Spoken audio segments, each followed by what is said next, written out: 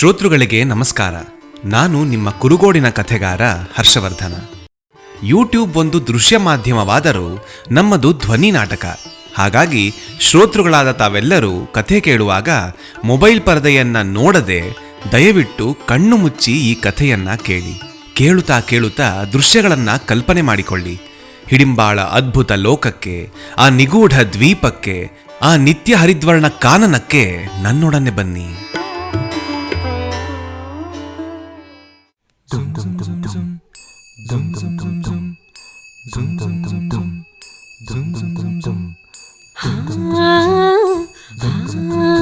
ಕಥೆಯ ಜೋಳಿಗೆ ಹಿಡಿದು ನಿಮ್ಮ ಎದುರಿಗೆ ಬಂದಿರುವೆ. ಅಚ್ಚ ಕನ್ನಡದ ಸ್ವಚ್ಛ ಕಥೆಗಳ ಹೊತ್ತು ತಂದಿರುವೆ. ನಾನು ನಿಮ್ಮ ಕುರುಗೋಡಿನ ಕಥೆಗಾರ. ಈಗ ಕೇಳಿ ಹಿಡಿಂಬ ಎಂಬ ರೋಚಕ ಕಥೆ, ಭಾಗ 7. ತಿಳಿ ದೈವದ ಮುಂದೆ ಎಲ್ಲರೂ ತಲೆ ಬಾಗಲೇಬೇಕು. ಎಲ್ರೂ ನಮಸ್ಕಾರ ಮಾಡ್ಕೊಳ್ಳಿ. ಬೆನ್ ತೋರಿಸ್ತೀರಾ? ಹಾಗೆ ಕುಟೀರದಿಂದ ಹೊರಗೆ ಹೋಗುವ.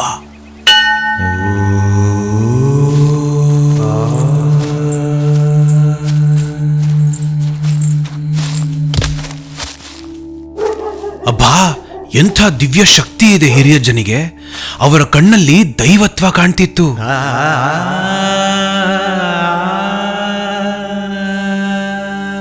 ಅಂದ್ಹಾಗೆ ಹಿರಿಯಜ್ಜ ನಿಧಿಯ ಬಗ್ಗೆ ಏನೋ ಹೇಳ್ತಿದ್ರಲ್ಲ, ಏನದು? ನಮ್ ದ್ವೀಪದ ಮಧ್ಯದಲ್ಲಿರೋ ಅಪರೂಪದ ನಿಧಿ. ನಮ್ ಕಾಡಿನ ಸಂಪತ್ತು. ತುಂಬಾ ಬೆಲೆ ಬಾಳೋ ಗಂಧದ ಮರ ಕಾಣಿ. ಸ್ಯಾಂಟಾಲಮ್ ಆಲ್ಬಮ್, ಅತಿ ಬೆಲೆ ಬಾಳುವ ಗಂಧದ ಮರ. ಸುಗಂಧ ಸೂಸುವ ಶ್ರೀಗಂಧ, ವಜ್ರ ವೈಡೂರ್ಯಕ್ಕಿಂತ ಬೆಲೆ ಬಾಳೋ ಶ್ರೀಗಂಧ. ಇತ್ತೀಚೆಗೆ ಕಾಡು ಕಳ್ಳರ ಉಪದ್ರ ಹೆಚ್ಚಾಗಿದೆ ಮಾರ್ರೆ. ಬಂದು ಗಂಧದ ಮರ ಕಡ್ದು ಎತ್ಕೊಂಡೊಯ್ತಿದ್ದಾರೆ ಕಾಣಿ. ದುಡ್ಡಿನಾಸೆಗೆ ಮರಗಳನ್ನ ಕಡ್ದು ಮೋಜಿನ ಶಿಕಾರಿ ಹೆಸರಲ್ಲಿ ಪ್ರಾಣಿಗಳನ್ನ ಸಮ್ಮ ಬೇಟೆ ಆಡ್ತಾರೆ.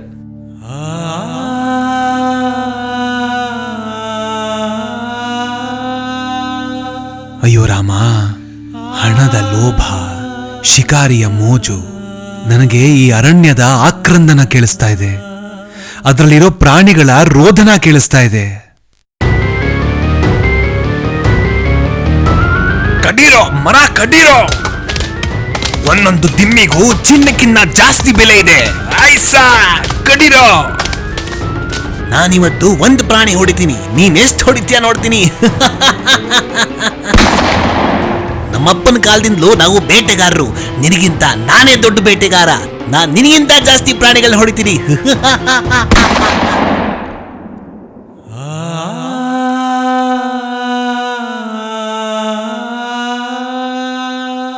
ಅಯ್ಯೋ, ಮನುಷ್ಯನ ಲೋಭ, ಮನುಷ್ಯನ ಮೋಜು ಕಾಡನ್ನೇ ನಾಶ ಮಾಡ್ತಾ ಇದೆ. ಈ ಕಾಡು ತನ್ನ ಮೌನದ ಮೂಲಕ ತಾನು ಅನುಭವಿಸಿರೋ ನೋವನ್ನ ನಮಗೆ ಹೇಳ್ಕೋತಾ ಇದೆಯೇನೋ ಅಂತ ಭಾಸವಾಗ್ತಿದೆ. ಅಂದಾಗೆ ಈ ಕಾಡು ಅನುಭವಿಸಿರೋ ನೋವಿಗೂ ನಮ್ಮ ಹಿಡಿಂಬ ಹುಲಿ ನರಭಕ್ಷಕ ಆಗಿರೋದಕ್ಕೂ ಏನಾದ್ರೂ ಸಂಬಂಧ ಇದೆಯಾ? ಹಿರಿಯಜ್ಜಾರ್ ಹೇಳಿದ್ದ ನಿಧಿ, ಶ್ರೀಗಂಧದ ಮರ, ಅರಣ್ಯದ ನಾಶ, ಪ್ರಾಣಿಗಳ ಬೇಟೆ, ನರಭಕ್ಷಕಳಾದ ಹಿಡಿಂಬ. ಮೊದ್ಲೆಲ್ಲ ಆ ಹುಲಿ ತನ್ ಪಾಡಿ ತಾನಿರ್ತಿದ್ ಕಾಣಿ. ಯಾವಾಗ ಮನುಷ್ಯ ಅದ್ರ ಮನೆಗೆ ಲಗ್ಗೆ ಇಟ್ನೋ ಆಗ ಅದು ತನ್ನ ಮನೆ ಉಳಿಸ್ಕೊಳ್ಳೋಕೆ ಬ್ರಹ್ಮ ರಾಕ್ಷಸ ಆಯ್ತ್ ಕಾಣಿ. ಈಗ ವ್ಯಾಘ್ರನ ಉಗ್ರ ಸ್ವರೂಪ ಮಿತಿ ಮೀರಿದ ಲೆಕ್ಕಕಡೆ. ಈ ದ್ವೀಪದಲ್ಲಿ ಬದುಕುತ್ತಿರೋ ನಾವೆಲ್ಲರೂ ಭಯದಿಂದಲೇ ದಿನ ದೂಡೋ ತರ ಆಗಿದೆ ಮರ್ರೆ. ಇವಳು ಇಷ್ಟು ಉಗ್ರ ಸ್ವರೂಪ ತಾಳಿ ಇವಳು ಬ್ರಹ್ಮರಾಕ್ಷಸರಾದ ಮೇಲೆ ತಾನೇ ಆ ಹೆಸರು ಇವಳಿಗೆ ಬಂದದ್ದು. ಅದು ನರ್ಬಲಿ ತಕ್ಕೊಳಕ್ಕೆ ಶುರು ಮಾಡಿದ್ಮೇಲಂತೂ ಅದನ್ನ ಹಿಡಿಂಬ ಅಂಬೋ ಹೆಸರಿಂದ ಕರೆಯೋಕೆ ಶುರು ಮಾಡ್ತ್ರ. ಈಗದು ಯಾವ ದೈವಕ್ಕೆ ಬಗ್ಗದ ಕಾಣೆ. ನರಬಲಿ ಮೇಲೆ ನರಬಲಿ ತಕ್ಕೊಳ್ತಾನೇ ಇತ್ತು. ಅಯ್ಯೋ ರಾಮ, ಪರಿಸ್ಥಿತಿ ಎಷ್ಟು ಗಂಭೀರವಾಗೋಗಿದೆ. ಈಗ ನಾವ್ ಏನ್ ಮಾಡೋದು? ಜೀವಶಾಸ್ತ್ರಜ್ಞರೇ, ಈಗ ನಮ್ಗೆ ಉಳ್ದಿರೋ ದಾರಿ we have no other option. ನಮ್ಗೆ ಬೇರೆ ಯಾವ ದಾರಿನೂ ಇಲ್ಲ. ಆ ಬ್ರಹ್ಮ ರಾಕ್ಷಸನಿಗೆ ಮುಖಾಮುಖಿ ಆಗ್ಲೇಬೇಕು. ನನಗೂ ಇದು ಬಿಟ್ರೆ ಬೇರೆ ಯಾವ ದಾರಿಯೂ ಕಾಣ್ತಿಲ್ಲ. ಹಿರಿಯಜ್ಜಾರ ಆಶೀರ್ವಾದ ಪಡೆದಿದ್ದೇವೆ. ಏನಾಗ್ತದೋ ಆಗ್ಲಿ, ನಡೀರಿ ಹೋಪ. ನೀವು ಹೋಯ್ತು ಬನ್ನಿ ಮಾರ್ರೆ, ನಾವು ಬರ್ದಿಲ್ಲ. ಜಾಗ್ರತೆ. ನಿಮ್ಮಿಷ್ಟ ರಾಯ್ರೆ. ಜೀವಶಾಸ್ತ್ರಜ್ಞರೇ, ಬನ್ನಿ ಹೊರಡುವ. ಭಟ್ರೆ, ಶಾನ್ಭೋಗ್ರೆ, ಶ್ಯಾಮಲಾ, ಪುಷ್ಯ, ನಾವೆಲ್ಲರೂ ಜೀವಶಾಸ್ತ್ರಜ್ಞರ ಬೆನ್ನು ಸದಾ ಕಾಯಬೇಕು. ಜೀವಶಾಸ್ತ್ರಜ್ಞರು ಕೋವಿ ಹಿಡ್ಕೊಂಡು ಮುಂದೆ ಮುಂದೆ ಹೋಗ್ತಿರ್ತಾರೆ. ನಾವೆಲ್ಲರೂ ಅವರ ಅಕ್ಕಪಕ್ಕನೆ ನಿಂತು ಅವರಿಗೆ ರಕ್ಷಣೆ ಕೊಡಬೇಕು.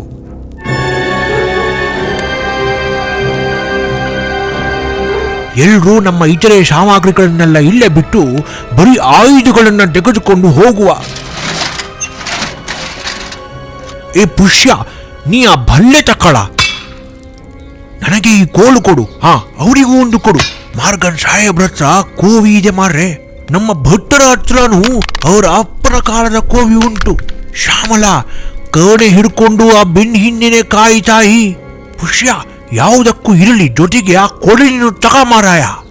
ಇವತ್ತು ಒಂದು ನಾವ ಇಲ್ಲ ಬ್ರಹ್ಮರಾಕ್ಷಸವ ತೀರ್ಮಾನವಾಗಲೇಬೇಕು. ನಮ್ಮೆಲ್ಲರಿಗೂ ಮೈ ಮೇಲೆ ಸಂಪೂರ್ಣ ಪ್ರಜ್ಞೆ ಇರಬೇಕು. ಇಲ್ಲಿಂದ ಮುಂದಕ್ಕೆ ನಾವಿಡೋ ಒಂದೊಂದು ಹೆಜ್ಜೆನೂ ತುಂಬಾ ಮುಖ್ಯ. ಸಾವು ಯಾವಾಗ ಬೇಕಾದ್ರೂ, ಹೇಗೆ ಬೇಕಾದ್ರೂ, ಎಲ್ಲಿಂದ ಬೇಕಾದ್ರೂ ನಮ್ಮ ಮೇಲೆ ಎರಗಬಹುದು. ಎಲ್ರೂ ಜಾಗ್ರತೆ.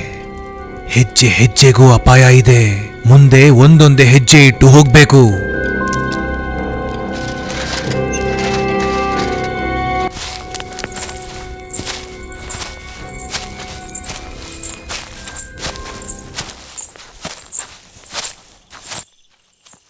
ಶ್ಯಾಮಲಕ್ಕ, ಮಬ್ಬು ಕವಿದಿದೆ, ಮಂಜು ಮುಸುಕಿದೆ. ಮಬ್ಬು ಕವಿದಿದೆ, ಕವಿದಿದೆ, ಕವಿದಿದೆ, ಮಂಜು ಮುಸುಕಿದೆ, ಮುಸುಕಿದೆ, ಮುಸುಕಿದೆ. ಈ ಕತ್ಲಲ್ಲಿ ಯಾವುದೋ ಒಂದು ಶಬ್ದ ಅಡಗಿ ಕೂತಿದೆ. ಕತ್ತಲಲ್ಲಿ ಅಡಗಿ ಕೂತವೋ ಶಬ್ದವೇ. ಆ ಶಬ್ದ ಶಿಡಿಂಬಾದೋ ಏನೋ. ಆ ಶಬ್ದ ಏನಾದ್ರು ಹತ್ರ ಬಂದ್ಬಿಟ್ರೆ ನೀನು ಸುಳಿದರೆ ನನ್ನ ಸನಿಹವೇ, ಎದೆಯ ಗೂಡ ತಪ್ಪಲೆಲ್ಲ ಬೆಚ್ಚಿ ಬಿದ್ದಿದೆ. ಈ ಭಯಕ್ಕೆ ಈ ತಣ್ಣನೆ ಗಾಳಿಯು ಅಹಿತಕರ ಅನಿಸ್ತಿದೆ. ತಣ್ಣನೆ ಈ ಗಾಳಿ ದಾಟಿದೆ ಹೂಬೇಲಿ, ಪಸರಿಸಿದೆ ಇಲ್ಲಿ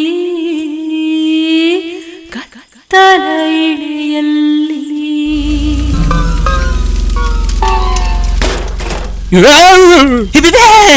ನನಗೆ ಯಾಕೋ ಡಿಕ್ಕಿ ಹೊಡೆದಿಯೇ ಮಾರಾಯ. ಶಾನ್ ಭೋಗ್ರೆ, ಇಲ್ಲಿ ದಾರಿ ಇಬ್ಬಾಗಾಗಿದೆ. ನಾವು ಒಂದು ಕವಲು ದಾರಿಗೆ ಬಂದು ನಿಂತಿದ್ದೀವಿ. ಯಾವ ಕಡೆ ಹೋಗೋದು? ಇಂಥ ಸಮಯದಲ್ಲಿ ಒಂದು ಅದೃಶ್ಯ ಕರೆ ನಮ್ಮನ್ನ ಕರೆಯುತ್ತೆ. ನಮಗೆ ಅರಿವಿಲ್ಲದಂತೆ ಆ ಕರೆಗೆ ನಮ್ಮ ಮನಸ್ಸು ಸ್ಪಂದಿಸುತ್ತೆ.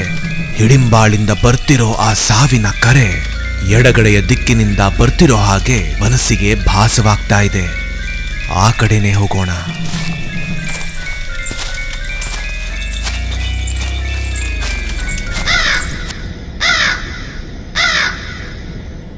ಕವಲಲಿ ಕರೆದಿಹ ಕರೆಯೊಂದ ಕೇಳುವ ಕಿವಿಯು ಕಂಪಿಸಿದೆ. ತನ್ನೆಡೆ ಬಂದ ಆ ಕರೆಗೆ ಅರಿಯದೆ ಮನವೂ ಸ್ಪಂದಿಸಿದೆ. ಮನಸ್ಸಿನ ಮನೆಯನ್ನು ಆವರಿಸಿ ಕಾಡುತ್ತಿದೆ ಆ ಶಬ್ದ, ಕಾಡುತ್ತಿದೆ.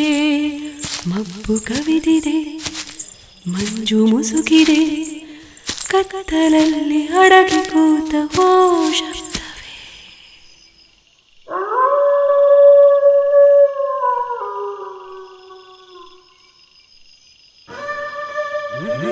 ಪ್ರಕೃತಿಯ ನಾಶ, ನಿನ್ನ ಸರ್ವನಾಶ. ಶಾನ್ ಭೋಗ್ರೆ, ನಿಮ್ಗೆ ಆ ಸದ್ದು ಕೇಳಿಸ್ತಾ?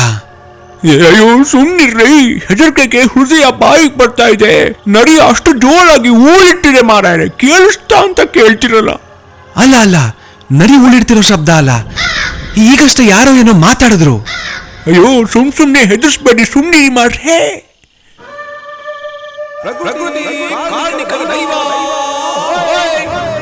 ಹ, ಮತ್ತೆ ಯಾರೋ ಮಾತಾಡಿದ್ರು. ಈಗ ಈಗ ಕೇಳಿಸ್ತಾ? ಅಯ್ಯೋ ನಿನ್ನದೆಂಥ ಉಪದ್ರ, ಯಾರು ಮಾತಾಡ್ತಿಲ್ಲ, ಸುಮ್ಮನೆ ಇರು ಮಾರಾಯ.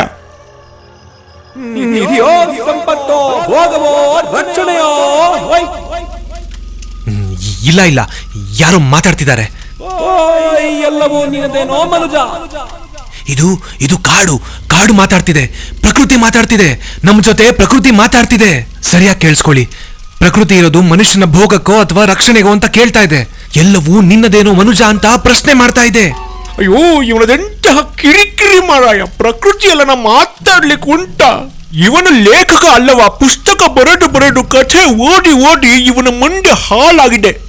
ಬಾಯಿ ಮುಚ್ಚಿಕೊಂಡು ಬಾ ಮಾರಾಯ, ಈ ಪರಿ ಹೆದರ್ಸುದ? ಇಲ್ಲ ಇಲ್ಲ, ನಿಮಗೆ ಕೇಳಿಸ್ಕೊಳ್ಳೋ ಮನ್ಸು ಹೃದಯ ಇಲ್ಲ, ಅದಕ್ಕೆ ನಿಮಗೆ ಕೇಳಿಸ್ತಾ ಇಲ್ಲ. ನೀ ಪುಷ್ಯ ಬಾ ಬಾ, ಇಲ್ಲಿ ಬಾ. ಗಮನ ಇಟ್ಟು ಕೇಳಿಸ್ಕೋ. ಪ್ರಕೃತಿ ಮಾತನಾಡ್ತಿದೆ, ಆ ದೈವ ಮಾತನಾಡ್ತಿದೆ. ಪ್ರಕೃತಿಯನ್ನ ಕಾಯ್ತಿರೋದು ಬಿಳಿ ದೈವ. ಬಿಳಿ ದೈವ ನನ್ನನ್ನು ಮುಟ್ಟಿದರೆ ನಿನಗೆ ಸಾವು, ನಾನು ಮುಟ್ಟಿದವನಿಗೆ ಸಾವು. ರಕ್ಷಕರಿಗೆ ರಕ್ಷಕ, ಭಕ್ಷಕರಿಗೆ ಭಕ್ಷಕ. ರಕ್ಷಕ ಭಕ್ಷಕ ಕೇಳಿಸ್ತಾ? ಪುಷ್ಯ ನಿನ್ನ ಕೇಳಿಸ್ತಾ? ಕೇಳಿಸ್ತು. ಹಿರಿಯಜ್ಜಾರು ಹಿಡಿಂಬನ ಬಿಳಿದೈವ ಅಂತ ಹೇಳಿದ್ರು ಕಾಣಿ. ಮಾತನಾಡ್ತಿದೆ, ದೈವ ಮಾತನಾಡ್ತಿದೆ. ಈ ಮಾಣಿ ನಿನಗೆ ಭ್ರಾಂತಿ ಆಗಿದೆ. ಅದು ದೈವವಲ್ಲವ, ಆ ಹಿಡಿಂಬ ಬ್ರಹ್ಮ ರಾಕ್ಷಸವ. ಅದನ್ನ ನಾವು ಮುಗಿಸಬೇಕು. ಆ ಹುಲಿ ಮೊದಲು ಒಳ್ಳೇದಿದ್ದ ಹುಲಿ, ಒಂದು ಬ್ರಹ್ಮ ರಾಕ್ಷಸ. ಅದನ್ನ ಸುಮ್ನೆ ಇಪ್ಪಕ್ ಬಿಡ್ಲೆ. ಅದ್ರ ಮನೆಗ್ ಹೋಗಿ ಉಪದ್ರ ಕೊಟ್ರೆ ಸುಮ್ನೆ ಇರುತ್ತಾ? ದ್ವೀಪ ಇತ್ತಲ್ಲೇ ಒಂದು ಬ್ರಹ್ಮ ರಾಕ್ಷಸ ಇತ್ತು. ಅದಕ್ಕೆ ಅದು ನರಭಕ್ಷಕನ್ ಕಾಣಂಗಾದ. ಬ್ರಹ್ಮ ರಾಕ್ಷಸ ಆಯ್ತು ಕಾಣಿ. ಅವಳೊಬ್ಳು ಕೂಳ ವ್ಯಾಘ್ರ. ಅವತ್ತಿಂದ ಇವತ್ತಿಗೂ ನಮ್ಮ ದ್ವೀಪದ ಎಷ್ಟೋ ಜನ ಅವಳಿಗೆ ಆಹುತಿಯಾಗಿ, ನಮ್ಮ ದ್ವೀಪದ ಎಷ್ಟೋ ಜನ ಅವಳಿಗೆ ಆಹುತಿಯಾಗಿ. ಬ್ರಹ್ಮ ರಾಕ್ಷಸ ಎಷ್ಟೋ ಬ್ರಹ್ಮ ರಾಕ್ಷಸ ಆಯ್ತು ಕಾಣಿ. ಕೂಳ ಮನೆಗ್ ಹೋಗಿ ಉಪದ್ರ ಕೊಟ್ರೆ ಅದು ಸುಮ್ನೆ ಇರುತ್ತಾ?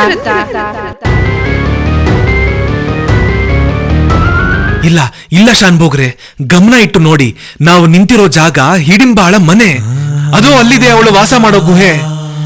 ಅದರ ಮೇಲೆ ಕೇಂದ್ರೀಕೃತವಾದ ಚಂದ್ರನ ಬೆಳಕು, ಕೆಂಪು ಮಣ್ಣು, ಮುಗಿಲೆತ್ತರದ ಮರಗಳು, ಸುತ್ತಲೂ ಹಬ್ಬಿರುವ ಬಲವಾದ ತೋರಣದಂತಹ ಬಳ್ಳಿಗಳು. ದೈವ ಓಡಾಡ್ಬೇಕಾದ್ರೆ ತೊಂದರೆ ಆಗದಿರ್ಲಿ ಅಂತ ಮರದ ತುದಿ ಸೇರಿರೋ ಕಪಿಗಳು, ಗೂಡನ್ನ ಸೇರಿರೋ ಹಕ್ಕಿಗಳು, ಬಿಲವನ್ನು ಹೊಕ್ಕಿರೋ ಸರ್ಪಗಳು, ದೂರದಲ್ಲೇ ನಿಂತು ಊಳಿಡ್ತಿರೋ ನರಿಗಳು. ಎಲ್ಲೆಡೆ ಶ್ರೀಗಂಧದ ಪರಿಮಳ, ಎಲ್ಲ ದಿಕ್ಕುಗಳಲ್ಲೂ ಶಾಂತಿ. ಆಕಾಶದಲ್ಲಿ ಚಂದ್ರದರ್ಶನ, ಹುಣ್ಣಿಮೆಯ ಚಂದ್ರದರ್ಶನ. ಇದು ದೇವಾಲಯ, ದೈವ ವಾಸ ಮಾಡೋ ಜಾಗ, ದಿವ್ಯವಾದ ಸ್ಥಳ. ಅಲ್ಲಿ ಅಲ್ಲಿ ಗುಹೆಯಿಂದ ಹಿಡಿಂಬ ಹೊರಗೆ ಬರ್ತಿದ್ದಾಳೆ. ಬಿಳಿ ದೈವ, ಚಂದ್ರನ ಬೆಳಕಿನಲ್ಲಿ ನಡೆದುಕೊಂಡು ಬರ್ತಿರೋ ಬಿಳಿ ದೈವ ಅದು.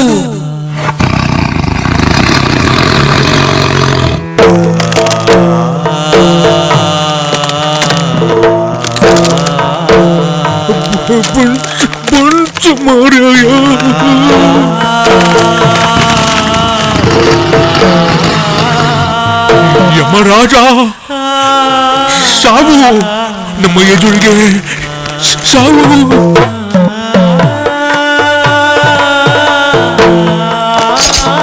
ಶಿಕಾರಿಗಳೇ, ಗುಂಡು ಹಾರಿಸಿ ಮಾರವೇ.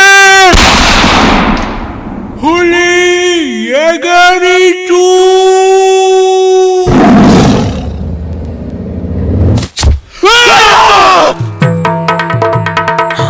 ಅದಕ್ಕೆ ಗುಂಡು ತಾಗ್ಲಿಲ್ಲ. ಮೋರ್ಗನ್ ಸಾಹೇಬ್ರ ಮೇಲೆ ದಾಳಿ ಮಾಡ್ತು. ಜೀವಶಾಸ್ತ್ರಜ್ಞರಿಗೆ ಏಟಾಗಿದೆ. ಅಯ್ಯೋ ದೇವರೇ, ಭಟ್ರು ದಿಣ್ಣೆಯಿಂದ ಜಾರಿ ನೀರಿನ ಝೊಯ್ ಒಳಗಡೆ ಬೀಳ್ತಾ ಇದ್ದಾರೆ. ಹಿಡ್ಕೊಳ್ಳಿ ಹಿಡ್ಕೊಳ್ಳಿ.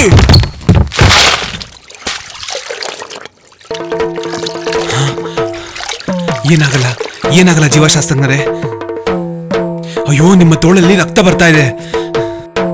ಅಯ್ಯೋ ದೇವರೇ. ಓ ಪುಷ್ಯ, ಇಲ್ಲಿ ಮೋರ್ಗನ್ ಸಾಹೇಬ್ರು ಆರಾಮಾಗಿದ್ದಾರೆ. ಅಲ್ಲಿ ನೀರ್ನಲ್ಲಿ ಬಿದ್ದಿರೋ ಭಟ್ರನ್ನ ಹೊರಗೆ ಇಳಿರಿ. ಭಟ್ರೆ, ನಾನು ಬಂದೆ, ಗಾಬರಿ ಬೀಳ್ಬೇಡಿ ಮಾರಾಯರೇ. ಬಂದೆ ಬಂದೆ ಬಂದೆ. ಭಟ್ರೆ, ಬಂದೆ ಭಟ್ರೆ, ಬಂದೆ ಬಂದೆ. ಅಯ್ಯೋ, ಎಂತ ಉಪದ್ರ ಮಾರ, ಎಂತ ಕರ್ಮ ಮಾರ. ಬನ್ನಿ ಬನ್ನಿ ಬನ್ನಿ, ಕೈ ಹಿಡಿ ಕೈ ಹಿಡಿ, ಮೇಲೆ ಹೇಳಿ ಭಟ್ರೆ ಮೇಲೆ. ಆಗ ಆಗ ಆಗ ಆಗ ಆಗ. ಅಯ್ಯೋ, ಆ ಮೋರ್ಗನ್ ಸಾಹೇಬ್ರಿಗೆ ಗಾಯ ಮಾಡಿ ಆ ಹುಲಿ ಎಲ್ಲಿ ಹೋಯ್ತೋ ಏನೋ, ಗುಂಡು ಬೇರೆ ತಪ್ಪು ಹೋಯ್ತು.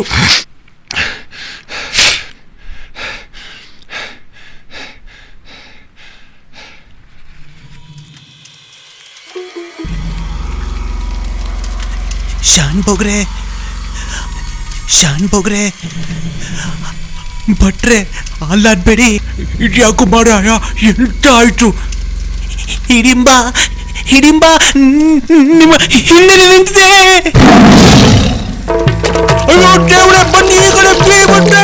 ತೆಗಡಿ ಕೋವಿ, ನಿಮ್ಮ ಅಪ್ಪನ ಕಾಲದ ಕೋವಿಯಿಂದ ಗುಂಡು ಹಾರಿಸಿ ಮಾರೆ, ಗುಂಡು ಹಾರಿಸಿ. ತಪ್ಪಿಸ್ಕೊಳ್ತು. ಅಯ್ಯೋ ಅಯ್ಯೋ, ನೀರಿಗೆ ಬಿದ್ದು ಕೋವಿ ಒಡ್ಡೆಯಾಗಿ ಗುಂಡು ಹಾರ್ತಿಲ್ ಮಾರೆ. ಪುಷ್ಯ, ಓಡು ಓಡು, ನಿನ್ನ ಬಳಿಯ ಬರ್ತಾ ಇದ್ದೇನೆ. ಓಡು ಓಡು ಓಡು.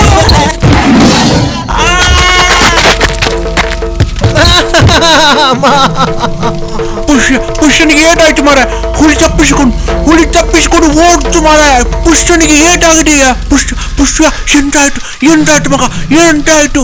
ಎದ್ದೇಳ. ಬಂದೆ. ಏನಾಯ್ತು? ಹಾ ಪುಷ್ಯ ಹೇಳು, ಏನಾಯ್ತು ಪುಷ್ಯ? ಸದ್ಯ ಜೀವಕ್ಕೇನು ಅಪಾಯ ಇಲ್ಲ ಮಾರ್ರೆ. ತೊಡೆಯ ಮೇಲೆ ಗಾಯ ಮಾಡಿ ಹೋಗಿದೆ. ಮೋರ್ಗನ್ ಸಾಹೇಬ್ರೆ, ಎಲ್ಲ ಒಟ್ಟಿಗೆ ಬನ್ನಿ. ನೋವು. ಸದ್ಯ ಜೀವಕ್ಕೇನು ಅಪಾಯ ಇಲ್ಲ. ಶ್ಯಾಮಲಾ ಅವರೇ, ನೀವು ಅಲ್ಲೇ ಮೋರ್ಗನ್ ಸಾಹೇಬ್ರ ಜೊತೆಲೇ ಇರಿ. ನಾವೆಲ್ಲ ಪುಷ್ಯನ್ ಕರ್ಕೊಂಡು ಮೇಲೆ ಬರ್ತಾ ಇದ್ದೀವಿ. ಶಾನ್ ಬೋಗ್ರೆ, ಎತ್ಕೊಳ್ಳಿ ಪುಷ್ಯನ. ಸದ್ಯಕ್ಕೆ ತೊಡೆ ಮಾತ್ರ ಗಾಯ ಆಗಿದೆ. ಬಟ್ಟೆ ಕಟ್ಟುವ, ಎಲ್ಲರೂ ಒಟ್ಟಿಗೆ ಇರಬೇಕು. ನಡೀರಿ, ದಿನ್ನೆ ಹತ್ತುವ. ಬನ್ನಿ ಭಟ್ರೆ, ನಿಮ್ಮ ಕೋವಿಯಿಂದ ಇನ್ನೂ ಗುಂಡು ಹಾರಲ್ಲ. ನಿಮ್ಮ ಕೋವಿ ಒದ್ದೆ ಆಗಿದೆ. ತಗೊಳ್ಳಿ, ನಮ್ಮ ಆಯುಧಗಳನ್ನ ತಗೊಳ್ಳಿ. ಹಿಡಿಂಬ ಯಾವ ಕಡೆಯಿಂದ ಬೇಕಾದ್ರೂ ಬರ್ಬೋದು. ಅದು ಆ ಕಡೆ ಹೋಗಿದೆ. ನಾವು ದಿನ್ನೆ ಮೇಲೆ ಹತ್ಬೇಕು ಇವಾಗ. ಬನ್ನಿ. ಎತ್ಕೊಳ್ಳಿ ಪುಷ್ಯನ್, ಎತ್ಕೊಳ್ಳಿ. ಆಯ್ಸಾ, ಬನ್ನಿ ಎಲ್ಲರೂ ಒಟ್ಟಿಗೆ ಹೋಗುವ.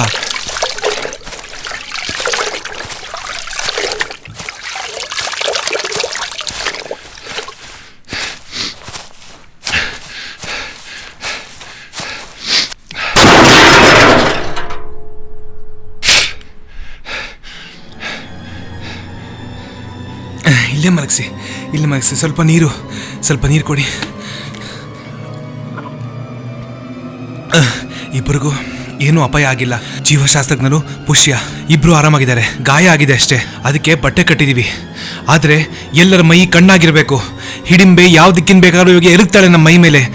ಜೀವಶಾಸ್ತ್ರಜ್ಞರೇ, ನಮ್ಮ ಆತ್ಮರಕ್ಷಣೆಗಾಗಿ ಯಾವುದೇ ಕಾಡು ಪ್ರಾಣಿ ಬರ್ಬೋದು, ಹಿಡಿಂಬ ಬರ್ಬೋದು. ಗುಂಡು ಹಾಸಕ್ಕೆ ತಯಾರಾಗಿರಿ. ಮಿಕ್ಕಿದವರೆಲ್ಲ ಬಲ್ಲೆ, ಚಾಕು, ಕತ್ತಿ, ಕವಣೆ ಹಿಡ್ಕೊಂಡು ತಯಾರಾಗಿರಿ. ಕಲ್ಲು ಮುಳ್ಳು ಏನ್ ಸಿಗೋದು ಹಿಡ್ಕೊಂಡು ತಯಾರಾಗಿರಿ. ಆತ್ಮರಕ್ಷಣೆ ಮುಖ್ಯ. ಈ ಸಮಯದಲ್ಲಿ ಆತ್ಮರಕ್ಷಣೆ ಮುಖ್ಯ. ಹಿಡಿಂಬ ಬಂದ್ಲು. ಹಿಡಿಂಬ ಬಂದ್ಲು. ಪುಷ್ಯ ಕೂಚ್ ಕಡೆ ಇದ್ದಲೇ ಭಲ್ಲೆ ಎಸಿಯ. ತಪ್ಪಿಸ್ಕೊಳ್ತು. ಎಲ್ರು ಈ ಕಡೆ ಬನ್ನಿ. ಈ ಕಡೆಯಿಂದ ಬಂತು. ಹಿಡಿಂಬ ಬಂತು. ಕವಣೆ ಕತ್ತಿ ಎಸ್ತೆ. ತಪ್ಪಿಸ್ಕೊಳ್ತು. ಆತ್ಮರಕ್ಷಣೆಗೆ ಆ ಕಬ್ಬಿಣದ ತಟ್ಟೆ ಹಿಡ್ಕೋ. ಅವಳ ವ್ಯಾಘ್ರನಕದ ಪ್ರಹಾರದಿಂದ ತಪ್ಪಿಸ್ಕೊಳ್ಳೋಕೆ ಆ ಕಬ್ಬಿಣದ ತಡಕೆ ಹಿಡ್ಕೊಳ್ಳಿ. ಕಬ್ಬಿಣದ ತಡಕೆ.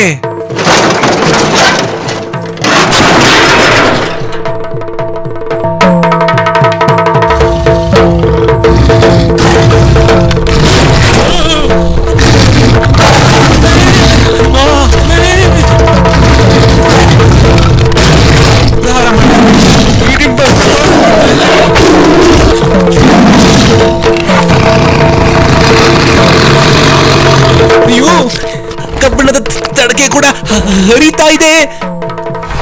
ಅಯ್ಯೋ, ಈ ಮೋರ್ಗನ್ ಸಾಹೇಬ ಎಲ್ಲಿ ಹೋದದ್ದ? ಜೀವಶಾಸ್ತ್ರಜ್ಞರೇ, ಶಿಕಾರಿಗಳೇ, ಎಲ್ಲಿ ಹೋದ್ರಿ? ಅಲ್ಲಿ ಮೋರ್ಗನ್ ಸಾಹೇಬ್ರ, ಅಲ್ಲಿ ಬಂದೂಕು ಹಿಡಿಂಬ ಮೋರ್ಗನ್ ಸಾಹೇಬ್ರ ಕಡೆಗೆ ಹೋಗ್ತಾ ಇದೆ. ಶ್ಯಾಮಲ ಕವಣೆಯಿಂದ ಹಿಂದೆ ಹೊಡಿತಾ ಈ ಮೋರ್ಗನ್ ಸಾಹೇಬ್ರ ಕಡೆಗೆ ಹೋಗ್ಲಿ ಅದು. ಶ್ಯಾಮಲಾಳು ಕವಣೆಯಿಂದ ಹೊಡೆದಿದ್ದ ಕಲ್ಲು ಆ ಹಿಡಿಂಬಾಳ ಹಿಂಗಾಲಿಗೆ ತಾಗಿ ಅದು ಜೀವಶಾಸ್ತ್ರಜ್ಞರ ಹತ್ರಕ್ಕೆ ಹೋಗ್ತಾ ಇದೆ. ಇನ್ನು ವೇಗವಾಗಿ ಹೋಗ್ತಾ ಇದೆ.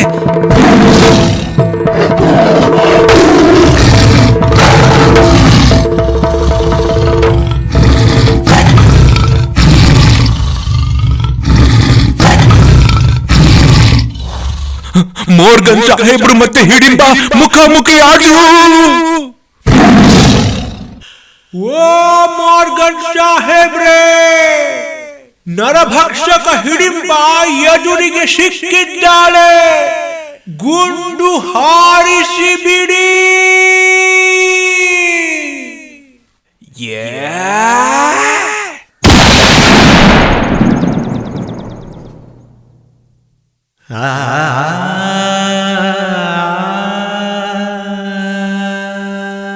ಗುಂಡು ಹಾರೇ ಬಿಡ್ತು. ಮುಂದೇನಾಯ್ತು ಕೇಳಿ ಮುಂದಿನ ಸಂಚಿಕೆಯಲ್ಲಿ.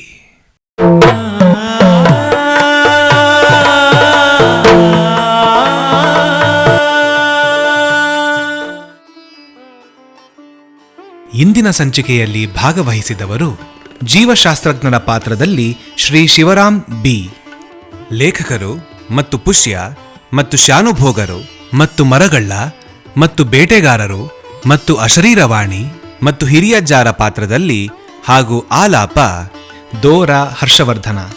ಶ್ಯಾಮಭಟ್ಟರ ಪಾತ್ರ ನಿರ್ವಹಣೆ ಶ್ರೀ ಕೆ.ಎಸ್. ಉಮೇಶ್ ಪ್ರಭು. ಅರಣ್ಯದಲ್ಲಿ ವಾಸಿಸುತ್ತಿರುವ ದಂಪತಿಗಳ ಪಾತ್ರದಲ್ಲಿ ಶ್ರೀ ಲೋಕರಾಜ್ ಮತ್ತು ಶ್ರೀಮತಿ ಮೀನಾಕ್ಷಿ. ಶ್ಯಾಮಲಾಳ ಪಾತ್ರ ನಿರ್ವಹಣೆ ಹಾಗೂ ಹಿನ್ನೆಲೆ ಗಾಯನ ಶ್ರೀಮತಿ ನಯನಾ ಹರ್ಷ. ಧ್ವನಿ ನಾಟಕದ ಕಥೆ, ಸಂಭಾಷಣೆ, ಸಂಗೀತ, ಸಂಕಲನ ಹಾಗೂ ನಿರ್ದೇಶನ ದೋರ ಹರ್ಷವರ್ಧನ.